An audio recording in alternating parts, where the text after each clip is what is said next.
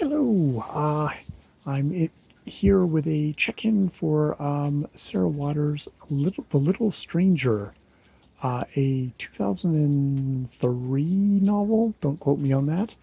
This is the first two chapters. I think it's track. I'm doing it both audio and hard copy. Um, because what today was, it's probably only going to be audio today, which is uh, tracks 1 to I think 17, but definitely chapters 1 and 2, where Dr. Faraday, um, who grew up as kind of a, you know, as a child of servants who met at this kind of this kind of grand estate, the hundreds, um, where with the run, owned for generations by the Averys, the heirs, not Averys, the heirs. Um, he has a memory of when he was a child, going there on one of the kind of the fete, kind of special days. All the kind of the neighborhood children and that get to come up. It's all roped off, so you can't go inside. But it's and this is pre World War II, sorry. Um, they went there and they're all presented with medals, and because his mother worked there, um, she or had worked there, she knew the servants, snuck him in, and he got to kind of go up. He got to go up into the thing, and he is like, when he got left alone, he was like, "Wow, I just love this place so much. I want to have a part of it." So he dug out one of the little kind of carved acorns in the woodwork, which is just like, God damn it, little kid. But he popped one out and kind of held on to it, and his mother discovered it with him, and she didn't even tell her father about it. But it's just like, what the hell are you doing?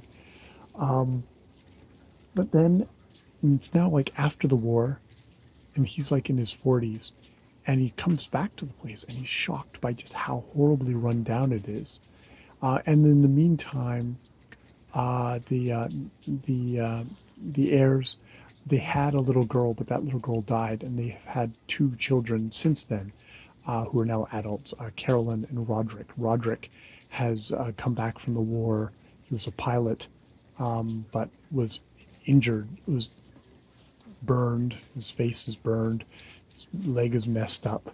Can't walk very well, and the place is super run down. Basically, they've had to sell land, like a father, even in the father's time. He was just always selling land, always selling land. It's one of these things of now they're classically, house rich, but house poor.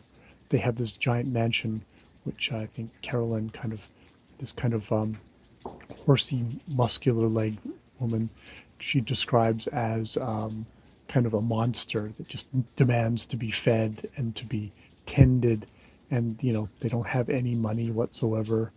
They've got a farm now, which is what they get the living off of, but they don't even have the money really to properly, get milking machines, to build a proper kind of shed for the thing. It should be brick, and all the stuff that, like, if you want to actually be accredited for pasteurization and all that, you're not going to get it unless you can put in the capital, but they have no capital.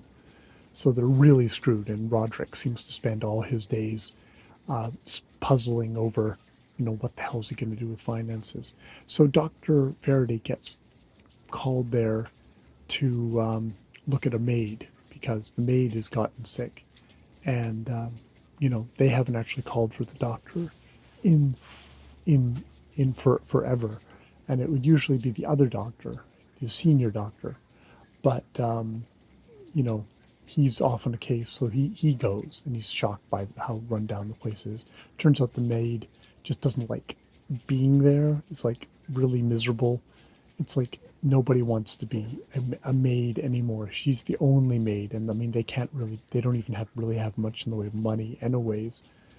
And they make her wear the old uniform. She wants to work at the factory, but her father doesn't, because you get wild there and stuff like that. It's young young women who get to be away from their family and get to, you know, get money of their own and kind of do stuff. So it's kind of a totally different generation versus you just would have immediately gotten, herds of these young women and probably young men getting herded into these great houses to kind of be the servants. And indeed, Dr. Faraday definitely has that kind of thing of like, yeah, because like, the heirs kind of sit around and they make fun of her.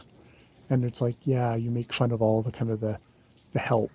And there's that definitely that kind of class thing of like, yeah, you're making fun of like my mother who worked at the nursery here, and my father who was a grocer's boy. Oh yeah, he was a grocer's boy who did deliveries there, and that's how they met in the house.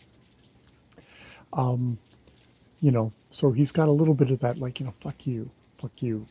But there's also just the thing of like they are in hard straits. They really are. They they've got the kind of that social status, but they've got no money. So, and they've got all these kind of, they feel all these kind of responsibilities to all the generations of heirs past to kind of hold up this place where, probably just financially they should just either they should give in, or it's funny, Carolyn gives him kind of the tour, and you could almost think it's like, well, I don't know if they, maybe the 40s were not into nostalgia yet, but you think about how they were like opening up a lot of the great houses for tours and becoming like a tourist attraction. Probably closing off, just a little living area for themselves and then just have all these showrooms. But of course, you would need money to do that too, so it's probably not realistic for them to do. So it's an interesting book. I have to say it's a time period which I'm almost, I don't know if it's my own family history I'm almost allergic to, though it's just such a dour time. It's post World War II England, you know, it's nothing's going well economically for England at this time. I know because my parents emigrated to Canada because of that. It's funny, they talk about one of the other big houses there, and I'm not saying that either of my parents were rich, but one of the other big houses there, the people sold up and they moved to South Africa. It's like, you know, various levels of British society just left after the war with the rationing and just the kind of real dire economic straits of this, the empire, you know, closing up and, them having to figure out a whole new different way of doing things. You know, the 90s boom or the 80s boom, which did not help any of the people of the lower classes, are a ways off. So it's like it's a grim time, and it's not exactly the funnest time to read about in literature. So it'll be interesting to see, like, if I didn't know this was Sarah Waters, and like I'm expecting. I know it's interesting because like Fingersmith was full of twists and turns, so I'm half expecting it's like, okay, when's the twists going to happen? But is it going to be that kind of book, or is it going to be kind of a taut psychological thriller where we're going to find out about, like, whatever ghostly apparitions are going to be around here? Though so far it's very straight ahead. Dr. Faraday's kind of weaseled his way into the house. I don't know if he's weaseling his way in or what he's doing, but he has this electrical therapy thing that he's like, let me try and use it on Roderick. It's like, well, we don't have any money for it. Well, you know, it would actually do me good if I can actually try it on somebody who's got an old injury, because that's my theory, is that this would actually work not just on people who just newly have the injury, but people who've had the injury for a while. And I don't know if he says it out loud that, maybe it'd also get me an in with the gentry if one of their own gets a successful treatment. So he's kind of got a treatment that way. He's also got kind of a fascination with the house. So it's interesting what people's motives are. Like, does he loathe these people? Is he fascinated about these people? Kind of a bit of both, it seems, at this point. And, you know, there's an implication at the end here of like, oh, you know, Betty, is it Betty or Maggie or whatever the name of the maid is? It's like she's pretty hopeless as a maid. But it's like, oh, but she's like, you know, a little bit of grit that we're gonna put Pearl. We're gonna slowly, bit by bit, burnish and add little layers of polish to, and she'll be a Pearl by the end. And he half thinks it's like, oh, is this what they're doing with me? Are they domesticating me as the Doctor at the same time? Is this just, you know, them, the kind of the upper class rich, even if they're not rich, the upper class, you know, polishing me, making me their pet. You know, Carolyn is has got this, is it a Cocker Spaniel? Old Cocker Spaniel that she kind of clicks her fingers at and kind of, you know, guides her, you know, has trailing around her. Is that what kind of Dr. Faraday is going to be? Who knows? All right. I'm going to head upstairs because there's lots of fireworks going on. I don't think it's midnight. More videos later.